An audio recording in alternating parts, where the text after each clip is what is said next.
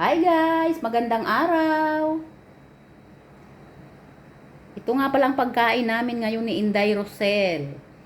Ayan, puting kanin. Kanin is life. Ayan, ito yung ulam namin mga kainday. Ang tawag nito ay pochi. Isdang tuna po ito na aking in-steam. Nilagyan ko ng mga baharat. Meron itong coriander leaves, yung nakikita nyong green. Tapos meron yang sibuyas maliliit na hiniwa mga kainday. May asin, may lemon, black pepper.